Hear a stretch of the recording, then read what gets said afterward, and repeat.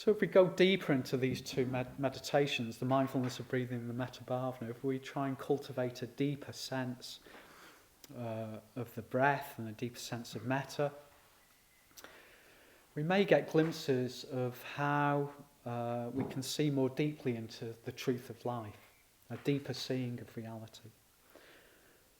If we look deeply enough in these meditations, we begin to see it. So through our focus on the breath, we get this taste of its impermanence and its fragility. And we may become more aware that, one day the breath will stop. We will take our last breath. And we may become more aware that those around us, the people around us on this weekend, our loved ones, they will take their last breath too. Their breath is impermanent and fragile too.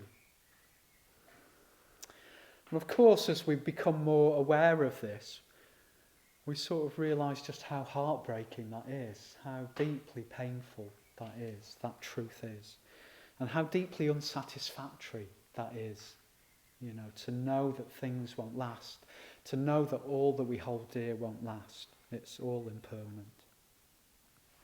And I think that sort of leads to just creating this sort of sense of things just aren't quite right. Life isn't quite right because it's not how we want it to be. We feel that about ourselves. We're not quite how we want ourselves to be. Other people aren't quite how we want them to be. The situations we're in, even this weekend, it won't be quite how we want it to be.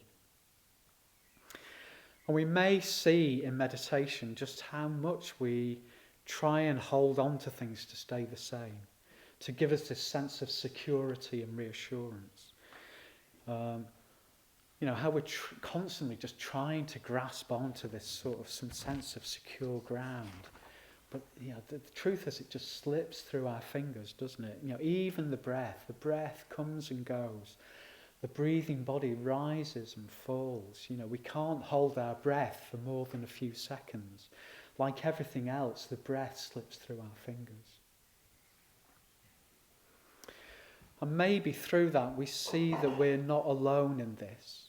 We see that everyone else is trying to do this too. This is the same for everyone else. Everyone else is trying to shore up this sense of security and stability.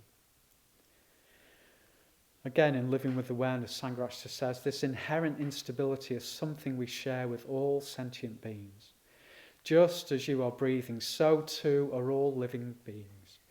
In this way, you cultivate a feeling of solidarity with other forms of life.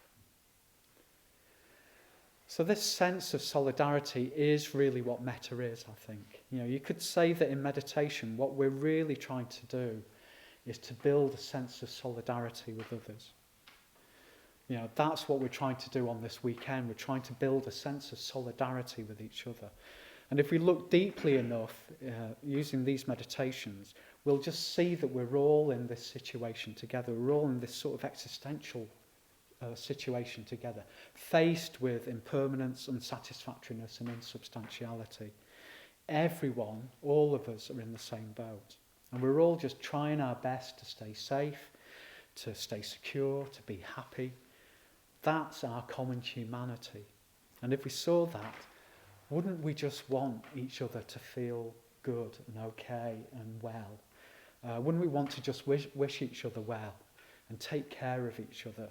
Faced with those existential truths, isn't that the best thing to do?